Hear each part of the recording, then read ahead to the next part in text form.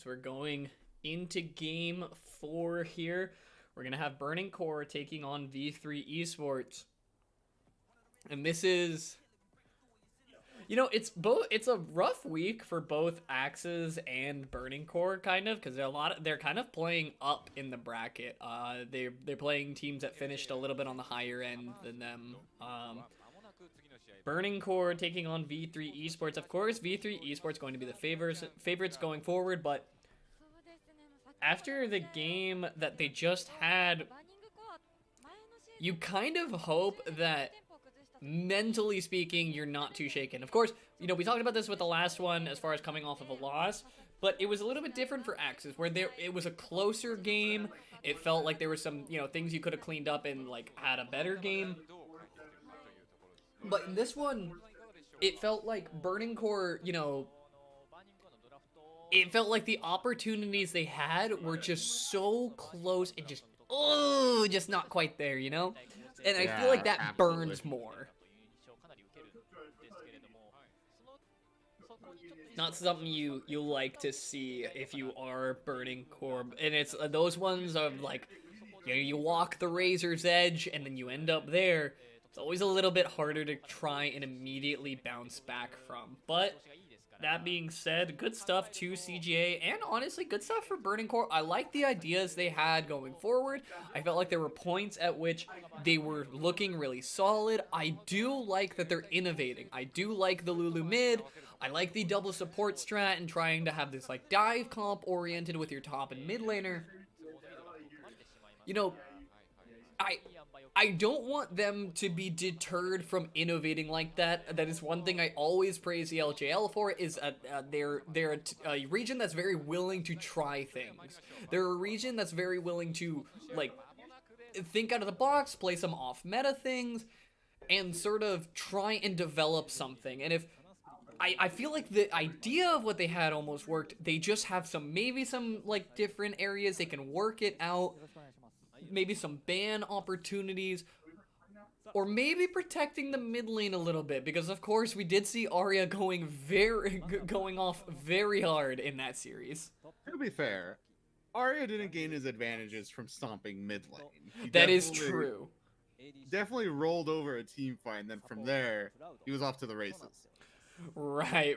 It was definitely kind of, just.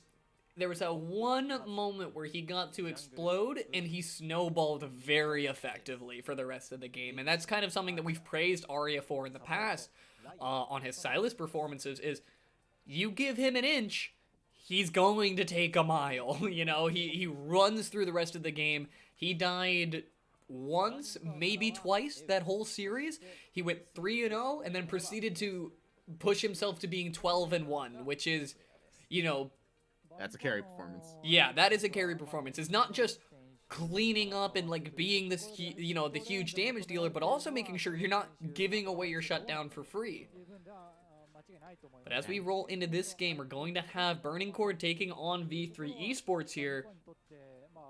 And this is sort of one where, like we said, V3 Esports going to be coming in as the favorites into this one, and Yu-Gi-Oh is going to have his work cut out for him once more. Although Ace, not exactly as, I want to say, as potent of a mid laner as Arya is when it comes to carry performances. We typically don't see Ace escalated into a carry position.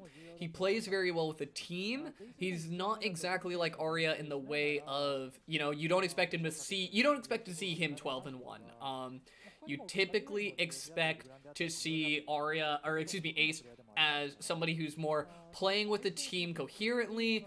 We did see a decent amount of Galio performances coming out from him and things of that nature. So we'll see what he kind of does here against Yu-Gi-Oh once more, who's having his debut performance in the LJL as we start things off here in picks and bans. Pretty standard bans so far. We get to see some of the poke options eliminated. I don't think Varus will ever get through. Yeah, Varus, if the LPL versus LCK is anything to indicate the sort of priority on Varus, I don't think we'll be seeing Varus make it through anytime soon. Nidalee gone reinforces it. Poke comp is just such a strong composition in the Graves band to go along with the Nidalee band, so I see a lot of the strong meta junglers taking out the fighters, the early game aggressive ones. Yeah, and this is sort of like, those are like the 3 jungle carry positions. So I feel like when you ban those away, any carries, those are the 3 that can carry from the jungle position, right? Past that point, it dials back a little bit, and you typically see the more assistive and team-oriented junglers come out. Burning Core going for the first pick set. Still have Kalista open, so definitely an option. Still flexible into like 4 different roles, it feels like. Yeah, and that's sort of one thing that we're kind of seeing pop out a bit, is a lot of these flex opportunities coming out from between Set and a couple other champions that have, like, I like the flex opportunities. Both times have been sent into the jungle so far. But that being said, is still a top lane pick. It's still something you have to respect and consider. And we talked about poke options still available. Ezreal's definitely safest AD carry you can get right now. Yeah, it's a very good one. Pairs well with Yuumi, which once you have the Yuumi, can kind of expand into a couple other options. Wukong is still on the table here. As Burning Core is actually going to opt in for the Kindred for that ultimate. And this is sort of an interesting position that Burning Core kind of drafted themselves into, where you have the set, you don't want to draft the Wukong and show that it's a set jungle right away, or, limit his flex options, but Wukong is a very contested pick. They sort of go an alternate route where you draft into the Kindred, you invite the Wukong into your team comp, and you say to V3, are you willing to play this one out? I like this response, though, is drafting up the Elise, something that can be very potent into Kindred. If any point pre-6, Elise finds Kindred and lands a cocoon, it is over, as well as having a lot more gank potency on the early half of this game. Moving the second wave of bans, we have the Karma ban. Yeah, and that's sort of playing into like what you're talking about with that sort of poke comp. Looks like Burning Core are maybe trying to all into that and then keep this Kindred as a great defensive tool to support your Ezreal poke. A little bit interesting to ban away the Zoe on the side of Burning Core. Is sort of kind of an option that, you might have liked to leave open, but you're possibly thinking that V3 Esports is going to look at that and immediately want to draft into it. Right, okay. I like V3 banning away these enchanter supports, because with Ezreal plus an enchanter support, it can be almost impossible for a Phalios Thresh to do anything in lane. Mm-hmm. Engage supports are they're having a much harder time playing into some of the better enchanters in the game, and by banning the Karma and the Yuumi, you just deny that possibility. And it could go for engage, it could still be a set support, which would obviously be an engage support. Mm-hmm. But yeah, that's sort of things we've been seeing in the past, right? In recent, like a large meta shift from early on in this year is this pivot away from engaged supports into these enchanter supports being more valued. It is something that we do that I do talk about in the LJL specifically, where sometimes engage goes kind of amiss, and is sort of like played, is sort of undervalued, I feel, at times, where either they're drafting, okay, we have a Jarvan, we have an Ornn, and we have all these hard engage tools, and then you also sometimes get comps where we're sort of looking for a Thresh hook as this one, or as our engage here. And I do like the comp that Burning Core has here so far, and a Cassiopeia is a beautiful complement to it. I like Cassio because it offers a large amount of damage, but also that Petrifying Gaze is a great defensive tool for when Wukong tries to go all in on you, or this Elise is trying to all in. So you have a little bit of poke, you have great defensive options between the Maokai and the set. You have your last line of defense, which is the Kindred ulti, and then the Petrifying Gaze And the Casio just kind of is this team fight carry that can kind of work out, uses phase rush very well to navigate her way through team fights. As V3 Esports drafting themselves up the LeBlanc in response. I definitely would say Burning Core has the much more stable team comp overall, right? You have the Maokai, you have the set. It's very like, I just want to stand behind these boys, and as they peel for me, they are probably the best peel tanks in the game to do that. Right. But V3 has a lot of opportunity to just take over the early game, and if they do it, it's just FF15. Yeah, this definitely feels like Burning Core is putting up a wall. They're saying, you know, like, this is our shield, this is our defense. Any crack in that armor is going to be their downfall, and immediately V3 can pick up the pieces. With a cocoon flying in very quickly, with LeBlanc just exploding a carry out of vision, or Wukong getting a great dive off. Any of those opportunities will turn Burning Core's comp belly up very quickly. That being said, their work is cut out for them as far as you have a Maokai, a Set, and a Kindred R to try and battle past. So, it's how long can you keep the wall up if you are Burning Core?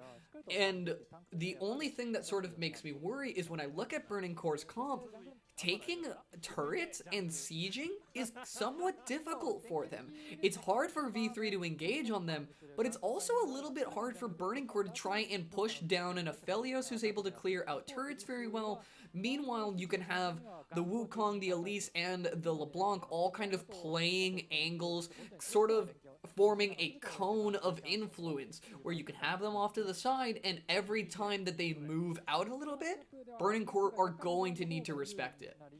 I want to say this is probably going to be the most important early game we've seen so far, just because V3 is going to be looking for as many advantages as they can get before what really is a scaling team comp can come online and brawl back. You don't want to face this team 5v5. You want to pick them apart and pull them in different directions. Right, it's very... Especially Elise, you know, is well known for being a very Jarvan-esque champion, very, like, gank early, get on the map as soon as possible, and gank as many places as you possibly can. The other thing that sort of plays into it is Kindred is going to have a little bit of a harder time trying to battle for marks, as most of her lanes don't want to fight early. Casio doesn't like fighting early. Ezreal can kind of follow, but it gets a little dicey if Thresh is there and starts throwing hooks into the mix. You can't play towards the top side as reliably because Wukong can absolutely brawl you down if he gets onto you and has reliable tools to do so. Right.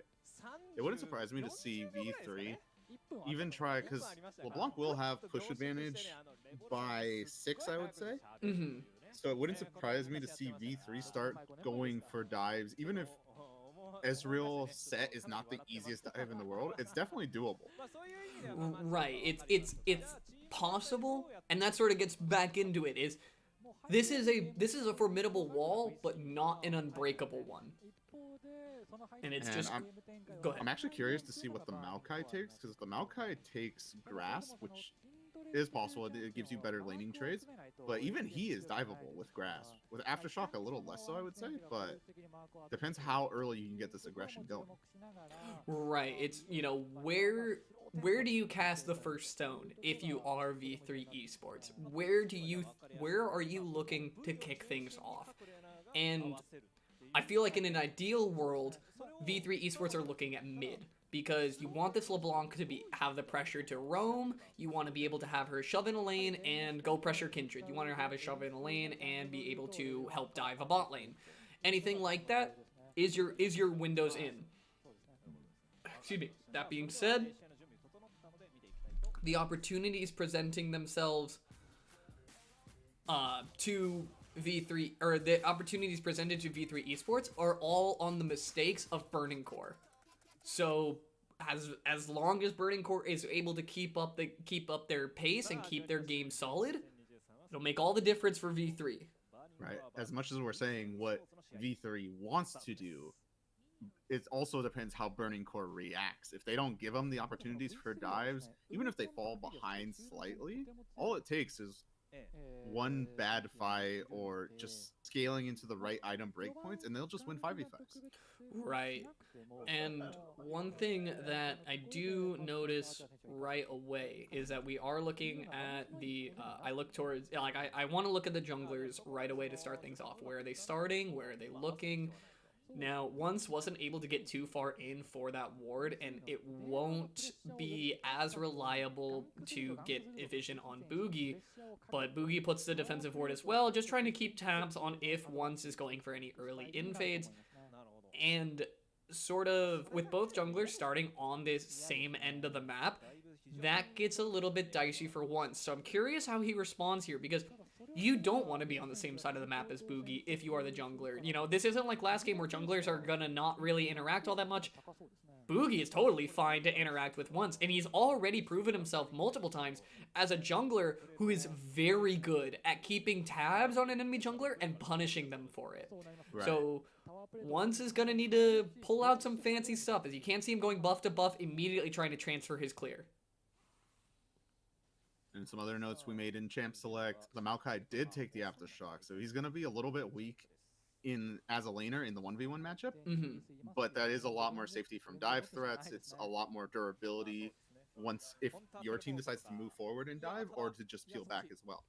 Right, and speaking of the early potency in lane here, Ace kind of getting a little bit of the worst end of that trade. He does have Corrupting Pot to try and get himself back up. But Yu-Gi-Oh actually opting for the Doran's Ring gives him a little bit of extra HP, but he makes good use of it here actually by getting a lot of the poison empowered E's up onto Ace and putting an early ward down. Keeps an eye on Boogie, which is great news for Once and for the rest of his team, as far as you need to keep an eye on this Elise. You can't let her be getting value like that. Right. Another interesting choice, I think, is the Phase Rush on the set support. I'm not sure how often he would honestly be able to proc it, or where he'd be 100% looking for that to bring an advantage. Mm-hmm.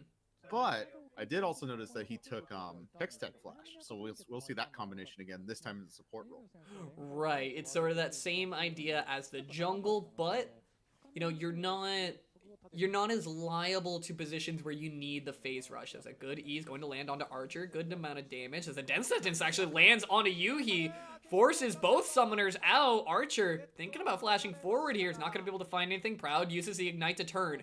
Once is here, so a new AD carry enters the fray, as Once is going to make the call to go onto Archer. A good stun lands, but the teleport comes in. Proud is forced to back away. W flash just to get out of there, as now Paz is forced to immediately back away. Teleporting in just a little bit too close, followed immediately by Ray Farkey. Now Ace on the mid lane. A great chain onto Yugo. Cleanse comes in just a little bit too early, and Boogie gets first blood on the mid lane.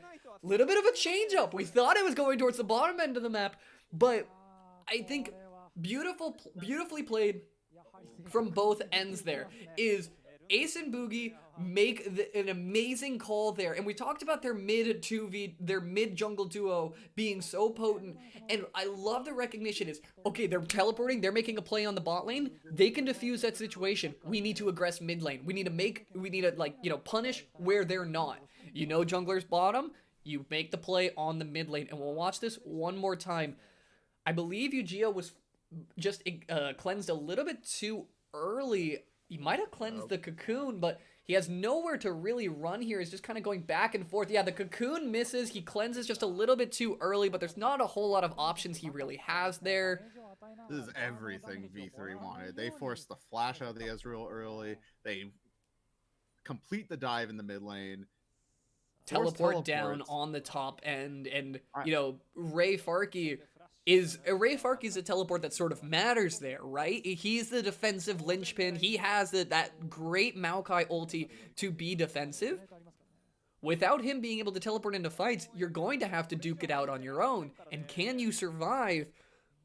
Boogie and Ace, who now, first blood over to them, have a lot of pressure backed up.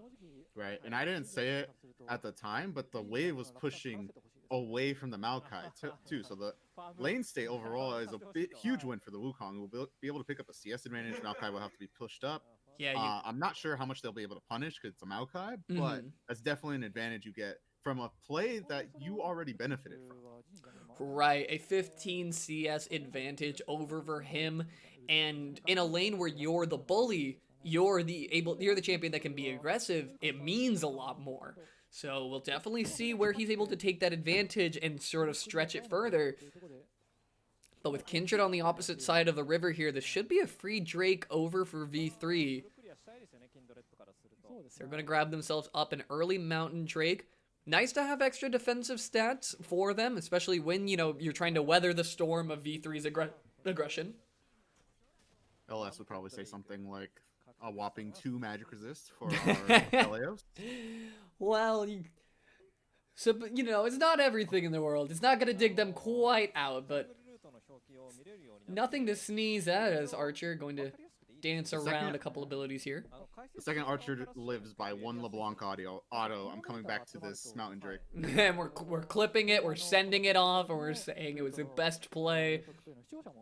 But ultimately, what the Drake means more than just the Mountain Drake is, of course, is just being able to secure a Drake, put yourself closer to Soul objective, especially when it gets to the later ends where Burning Core can kind of take a defensive position around Drake. You want to make them feel that much more pressured. So stacking up these early Drakes and early objectives, putting a little bit of desperation in the hearts of Burning Core will kind of make it a little bit riskier for them to try and push in for plays. Right? You have to decide, at what point do we have to contest stuff, even though we're okay giving stuff away? Like, how far can we push it? You need to decide that as the scaling team. Right. As it stands, it looks like Boogie is pathing towards his top side for the Rift Herald. You can see pings coming out onto that one. A hook lands onto Yuhi. No flash to speak of. Proud's running in here to try and see if he can make the most of it. Archer's going to flash forward here. The autos come in. Yuhi's barely going to survive. The turret's not in range. Reyna flashes forward, but the auto gets canceled by being out of vision. Reyna will pull him in to get the kill in the end. Not quite able to give it over in time. Possibly worried that Yuhi had flash coming up, but Proud looking for a little bit of aggression onto Archer. Needs to be a little bit careful. Can't tank both minions and the set support. Did have Ignite. He could have burned him down if he had a little extra time with him. It was just so sloppy from Burning Core, not respecting lack of vision. Yeah, Proud zero. Completely misses the stun. He could have stunned to buy his AD carry just a little bit more time. Yeah, it wasn't the cleanest cleanup from V3, but I mean, at that point, you've gotten the advantage. Flash, miss your autos, just walk up there and auto him. He's dead. Right, and you can see the pink in the bush. You have zero bush control. You don't have a minion wave to try and avoid a hook with. And while V3 Esports, you lose both bot laners flash for 1 kill, sure, that doesn't feel the best. But when you have that advantage, now you're moving it around the map, and this is what V3 is going to try to do when it comes to securing as many objectives as humanly possible. They're going to grab up this Rift Herald here for themselves. Well, this is just V3 playing to their win conditions super well. Right, it's just this early aggressive patterning, and this is something that, I criticized a lot of teams early on in the spring split when it came to these, to the Rift changes and everything. We had a lot of talk of teams overcommitting for objectives, right? You can't be the scaling team and you can't have your cake and eat it too. You can't be the scaling team and fight for every objective. You're just going to lose. And a lot of teams fell victim to that. This is the game where V3 Esports seems to have a better read on, we have a strong side of the map. We can flex it. As a Cocoon lands, a great ultimate from Yu-Gi-Oh, but will it be enough? Boogie looks for an opportunity, not going to be able to repel in there. But now Yu-Gi-Oh, it might be forced to back here. He can't stay that far up, especially knowing that both Ace and Boogie have flash. I think Yu-Gi-Oh kind of hurt himself there for a second. Alright, I'll hold the point. Yeah, we might have to hold it here as Reyna's going to find another hook. Not going to be able to go in there. Dodges out on the E from Proud, so not a bad look there. But Boogie's waiting in the wings, walking across a lack of vision. But it looks like Burning Core might be onto them as they take a decent defensive position. Boogie walking down here can spawn up the Rift Herald and possibly snag an early first turret if they're able to get this last plate down.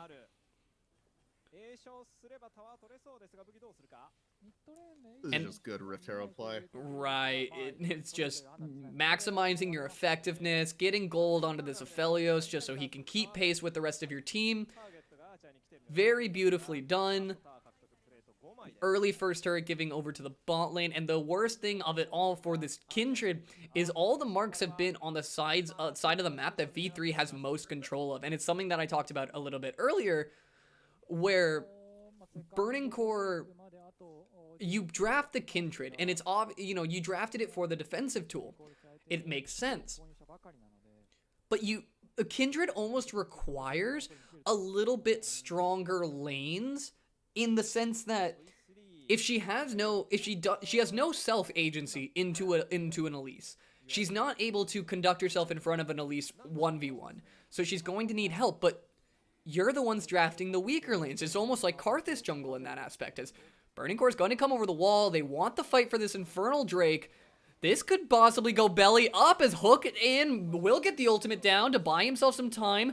Thresh is going to play in there for now. A good flash to try and just lock people up. That is going to be Kindred finding 2, but going down to Ace in the end. Paz is trying to find Cyclone damage, but that's going to be a 2 for 2 overall. Ace back over the wall. Burning Core will find 1 onto Paz.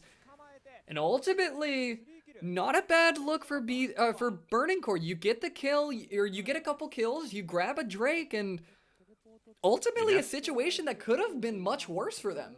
They definitely chose their moment, sending just 3 people over a blast cone. 2 or 3? It was 2, I believe. 2. Yeah. 2 with a TP, and forcing you to arcane shift over. You picked your team fight, and they executed pretty well on it. That was very much throwing down the gauntlet, and it feels like V3 Esports tried to make the call to burn down once and try and get that kill done with and over, but they weren't able to burst him out as effectively as they needed to. And then once the fight comes in, you can see the power of Burning Core's team fight here, even in its stunted state. That being said, the thing I do look at immediately is Ace picking up 2 kills, or going up 2-0-1, 200 gold shut down to his name, spell pen boots picked up.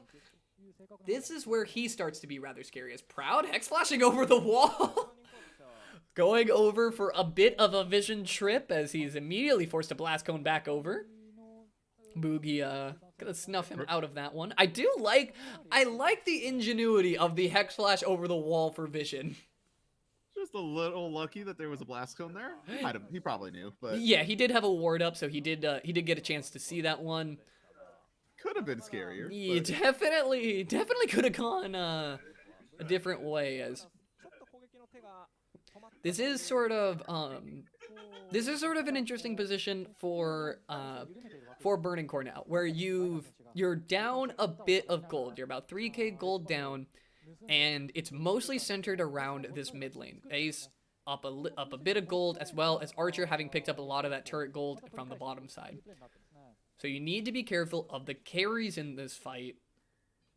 That being said, it's very difficult for a champion like LeBlanc, whose dash faces her forward. It faces her directly into a petrifying gaze. You have Once who's able to get ultimates off if there's no CC to follow up to prevent her from doing that. So right. It was a good fight from Burning Core to kind of buy themselves more time in this fight, more time to scale, but it does not mean you are ready yet. You don't have the items yet. Your carries aren't online. V3 still has way more advantages, but you bought yourself time, and that's good. Right, and that buying time is really what's going to come into play here, especially with Ocean Soul on the menu. That's a good sign for V3 Esports, who are still retaining a bit of the early advantage, but losing that Drake to a Smite fight is not exactly a good, or it doesn't, bode well for their chances to keep securing objectives, as Burning Core, emboldened by their recent success, find themselves onto this Rift Herald. It's going to be a fight for it. We have Paz up on the top side looking for an opportunity here. Rift Herald is going to go down here. Smited away by once. That is going to be it going down. V3 Esports, Ace over the wall, looking to harass. Once is forced off to the top side here. Will be able to queue over the wall, but now Ray Farkey's looking for a fight opportunity. The ultimate is good to buy time, but Archer is just in a great position to keep firing as the rest of V3 Esports will just pave the way for him. 3 kills over now. The 4th coming through as Ray Farkey's going down. Once not in the position to utilize the Kindred ultimate effectively, ends up spelling disaster for Burning Core, as once he's forced up to the top side, they don't have the Kindred ult to rely on, and V3 Esports just march forward. Kindred is not an assassin-y threat onto the back end of that fight. Just beautifully split the fight. They acknowledge that there's no way we can contest the Rift Herald, but they're going to be in a bad spot afterwards. If we can clean it, if we can separate them properly, we can just run them over. And that's exactly what they do. LeBlanc just completely dives the backline, ignores the Maokai, ignores the set, takes out both carries. Right, and this is sort of where, you know, what you were mentioning earlier on the side of V3 Esports is a lot of the like the Burning Core champions, you know, these defensive tools that they had, or they have, they need to be using as effectively, because they don't have an infinite amount. As a catch opportunity comes in from Ray, he's looking for an opportunity onto Boogie, but Repel will get him out to safety, has a honey fruit to get him out there. A's looking to walk the dog a bit with that chain, as will only be able to do so much damage before Maokai is able to walk away from that one. And now this is sort of the point where you have to ask Burning Core, how much time do you have? The Rift Herald was a little bit questionable. It was the very sad Rift Herald. We had the very good one from V3. That was the very sad one. Yeah, that it definitely was, as it looks like V3 are going to make the call for a trade here onto this mid lane turret. Ocean Drake for a mid lane turret. And I like the idea behind the call here. We'll see how the fight breaks out. They haven't gotten the turret yet, and this means everything for Proud finding a good stun there. Once utilizing the ultimate, walks out of the Kindred ultimate and eats the autos. It almost feels like he didn't know what Aphelios does. We're almost a year into this split. You have to know what Aladios is going to do when he lands that Moonlight Vigil. You just see the little Gravitum activation come in and take him out as he walks out of the Kindred ult. That's a tragedy for the side of Burning Core. As they do end up losing the turret, you grab an Ocean Drake, sure, but putting yourself even deeper in the hole is only getting scarier. Your team scales, but if you keep putting yourself behind like this, opportunities are going to dwindle fast. It almost felt like they took their moment way too early, but because they felt like they had some success, they felt emboldened. And now they can't. They nearly got aced. They're so far behind. The LeBlanc's online. Aphelios is halfway to his second item.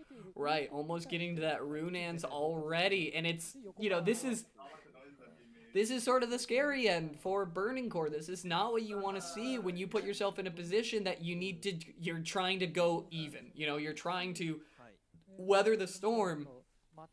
The storm seems to be raging, and at this point, what's Burning Core's answer? How you know, you have a window of opportunity where there's no Drakes up for about 4 more minutes. Baron is not exactly an opportunity that V3 can take willy-nilly. But is it going to be enough is the question. Burning Core's entire game plan is stand behind your tanks while your DPS do damage. Not only are your DPS not online, your tanks, your front line, Maokai has half an item in a Bramble Vest. Sounds familiar. Zed has Swifties and components. They're not ready to frontline any of V3's damage. A little bit of a replay is definitely what we're seeing here. And this may feel like almost a misunderstanding of some of the top lane tanks asserting themselves too early. And I think you definitely hit the nail on the head with Burning Core just feeling a little bit too eager after having they had a taste of success. Feels good. You know, you want more. You want to be like, we've done it. We're we can make plays. They needed to understand the limitations of their comp, and now they're starting to pay for it. The It question, wasn't even like Burning Core didn't hard stomp that fight either. They right? went 2 for 2 and they got the dragon. You are not ready to fight, but they contested every fight afterwards as if they could. Right, and you know, with the Drake changes, it's not global gold. It's 25 gold over to the person that killed it at most. It is not anything significant. You are not gaining a huge boon by having the Drake up off of a team fight, as Proud might find himself in a rough spot here. Once again, Proud found out. This time he pays for it in getting found. He threw down the Ignite for some reason, and I possibly looking Nimbus Cloak. Let me tell you how helpful Giant Spell and Chain Vest was against that combo. Yes, against two mages who were just ready to throw damage into you, as now V3 are going to take that opportunity at a Baron. Proud's mistake is going to be heavily punished here. Ray Faraki trying to find his way forward, once looking for a little bit of aggression on there, but now Maokai might be in a little bit too deep. He's routed up towards the top side. V3 going very low, but will find the kill in the end. Reyna goes golden just to buy himself some time, trying to dodge out on some Ezreal spells as Paz goes in with the knockup. Has the second one on deck, but now once is forced to use the ultimate. How will the fight break up after it? The suplex is in. Proud making up for his mistakes and finding a huge ultimate for that fight. Now Archer is looking for something, will find one, not going to knock down Yuhi in the end. And ultimately a little bit of a trade back and forth, but no Baron secured by V3 Esports. The nice thing, they protect their shutdowns. I believe they do cash in on one on pause, but that is not the way you want to see things go if you are V3 Esports with this much of a lead. Right. V3 felt like they could just run through, but they're all so weak just from the Maokai Ezreal engage.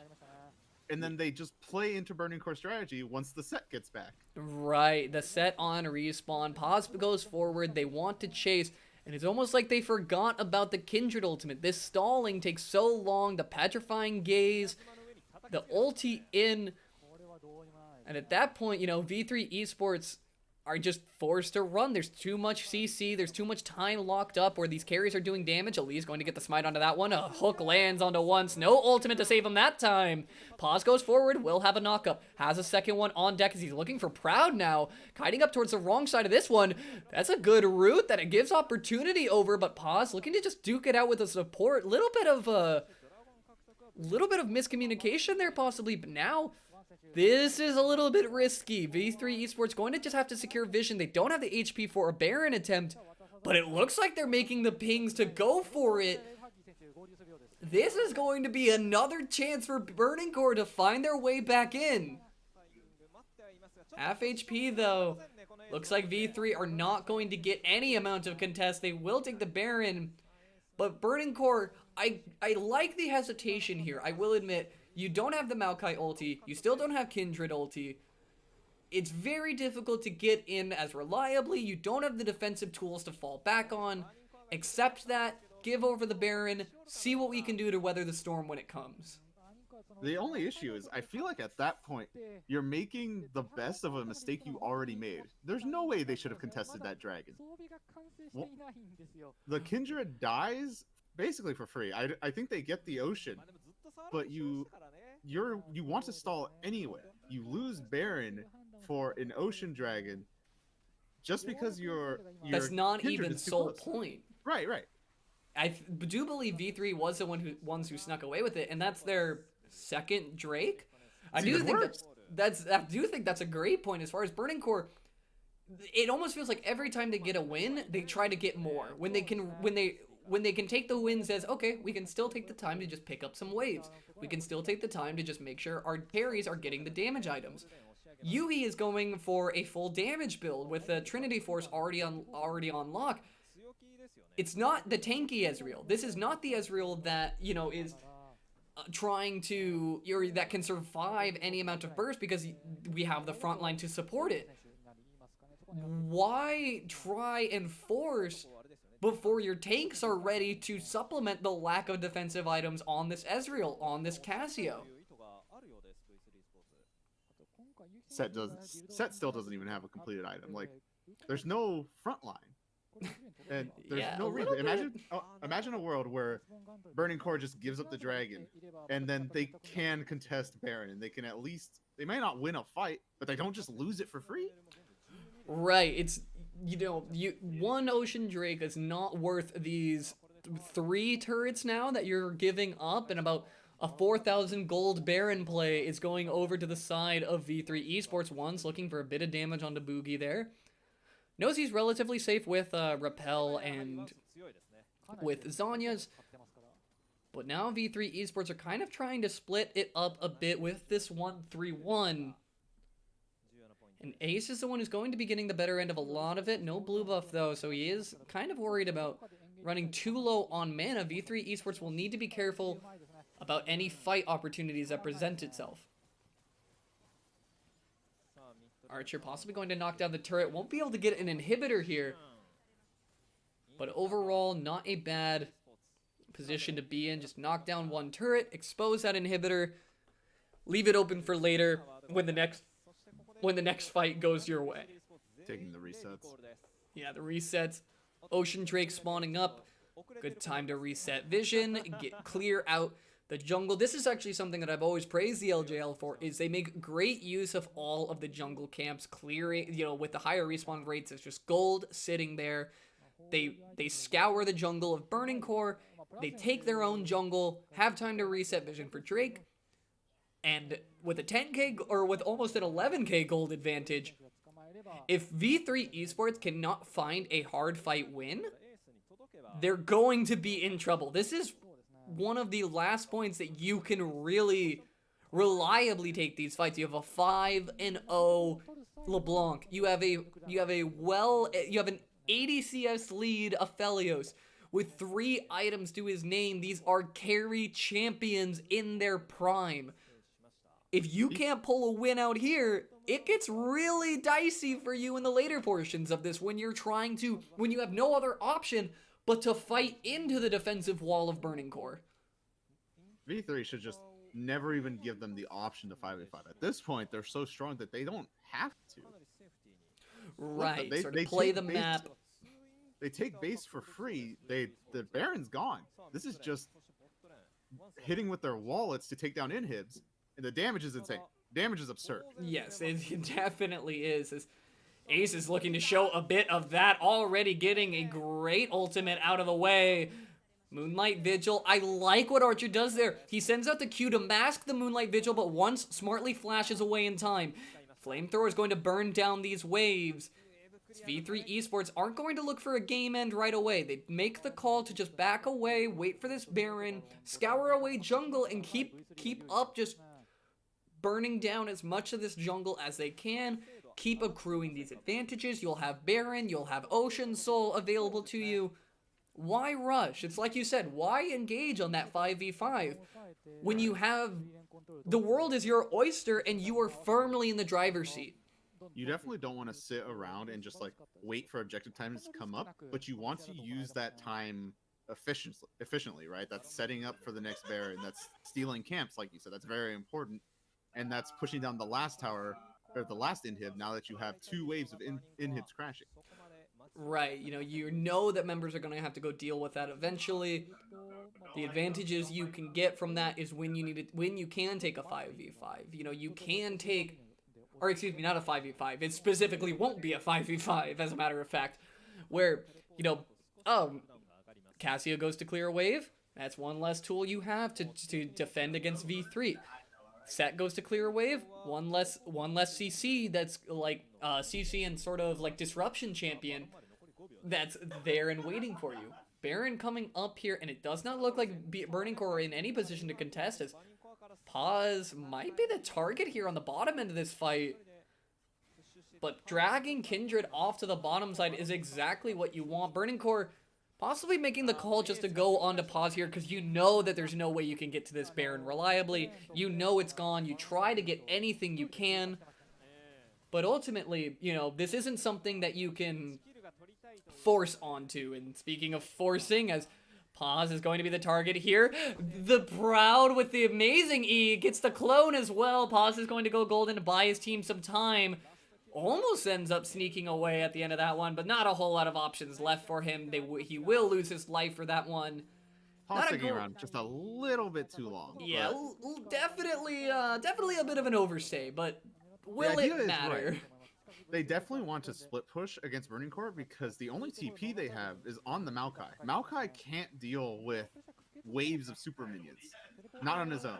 Right. So they have to send Cassio, and it basically gets them a free Baron. They were luckily able to take out Paz because realistically he did overstay. Yeah, it definitely was kind of his overstay that gave them this opportunity, but Baron's lasts a lot longer than his death timer at the moment, so he does have teleport to just kind of come in, can use it even on the minion waves while they try to knock down these turrets.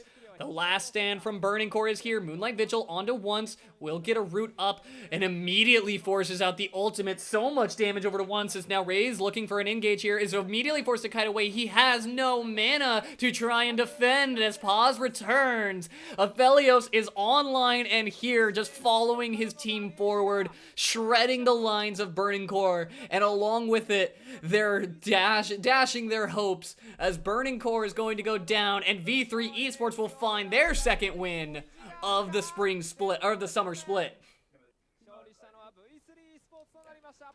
And this feels is just a clean game from V3. It was playing to your win conditions very well. You don't get stopped by one minor hiccup. You keep going.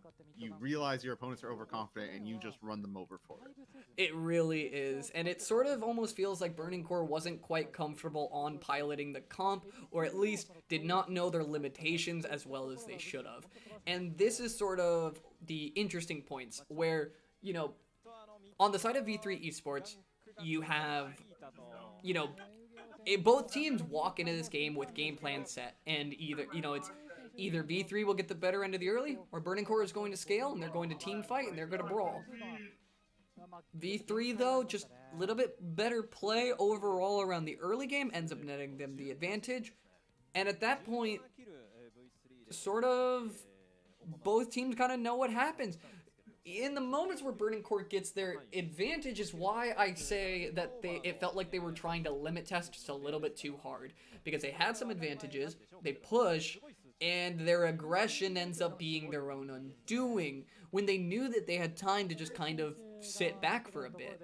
I almost would have liked to have seen an Aphelio span come out from Burning Core if this was the comp that you were going to try to draft yourself into. But that being said,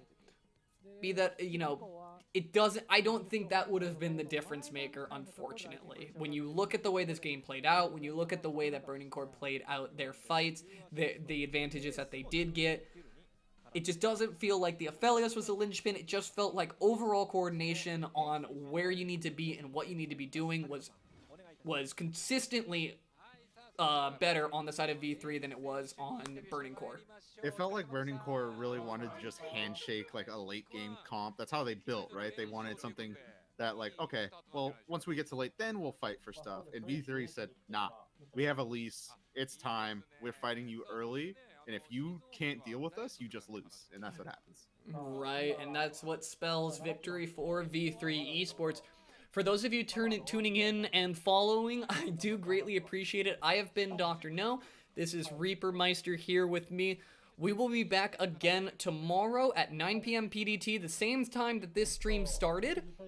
So it's going to be the same time as this stream started, so 1 p.m. Japan time and 9 p.m. PDT. If you guys did enjoy the content, go ahead and drop a follow below just to know when I will be live again. Tomorrow, come back with the next 4 games. So if you guys are interested, we'll be doing that one. My Twitter is also below. If you guys would like to follow there, I always tweet out the streams when I go live. And lastly, I also have my YouTube. I will be uploading all of the VODs. I will probably be uploading after tomorrow's broadcast, so probably on what would be Sunday. So expect those going up on Sunday. I will be tweeting those out. So follow me on both of those if you'd like to get information on when I'm going live again. Also, my YouTube has all of the spring split matches that I did. Or it has a decent amount of them. I got like the last half of the spring split as well as all of playoffs. So you can check those out if you're just looking for more LJL content. I do, honestly, I can't say it enough how much I appreciate you guys coming out and supporting. It really means the world to me. I will be back again tomorrow alongside Reaper here. This is going to be us signing off. Thank you for tuning in, and stay safe and happy hunting, guys. Bye, stream.